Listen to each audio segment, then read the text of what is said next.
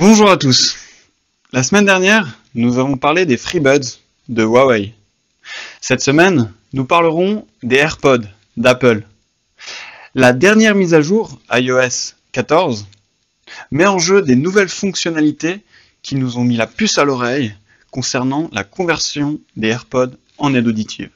C'est parti.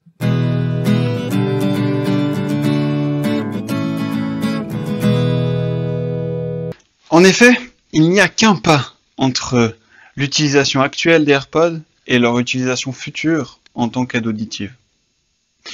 Les nouvelles fonctionnalités d'iOS 14 mettent en jeu une individualisation de l'amplification fréquence par fréquence, en plus d'augmenter le gain sur les voix faibles, qui sont des fonctionnalités déjà incluses dans des aides auditives. La marque à la pomme pourra, dans un futur proche, alors grignoter sur le marché des aides auditives.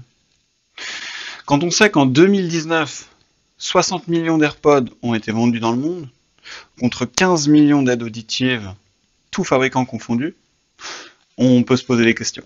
Les fabricants d'aides auditives ont toujours lutté pour miniaturiser leurs prothèses.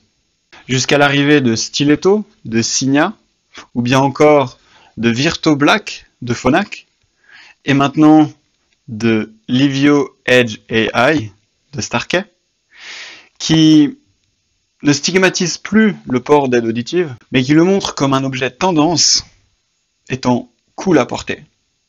C'est exactement ce qu'a réussi à faire Apple avec ses AirPods, qui sont cool à porter partout où on va.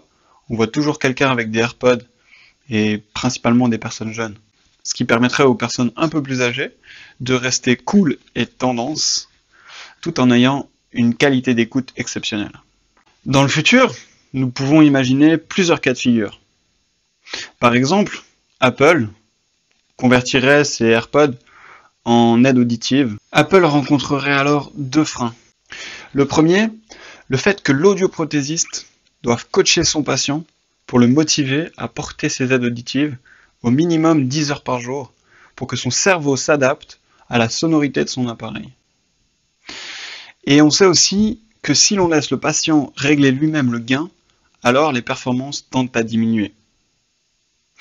Le deuxième frein serait au niveau de l'autonomie, étant donné que les AirPods ne tiennent pas toute la journée, alors qu'un patient a besoin d'être stimulé en permanence. Nous pourrions alors envisager un deuxième cas de figure, celui où les fabricants d'audioprothèses se mettent à fabriquer des prothèses auditives au design blanc et classe des AirPods, permettant à toutes les personnes pour qui les AirPods ne sont pas un problème à porter en permanence, d'entendre beaucoup mieux et d'avoir une autonomie d'une aide auditive. Quand on sait que le premier problème rencontré par la majorité des personnes malentendantes se trouve dans une situation bruyante, avec du monde autour, ce serait une opportunité intéressante d'utiliser la place sur le AirPod pour positionner des microphones qui pourraient alors débruiter beaucoup mieux le signal.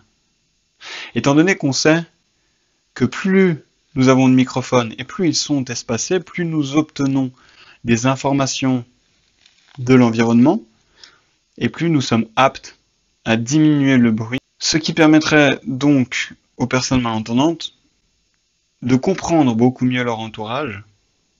Et nous pourrions même aller plus loin, c'est-à-dire une détection de la position de ces aides auditives en utilisant les technologies Bluetooth de dernière génération permettant de localiser ces périphériques dans l'espace par rapport au téléphone.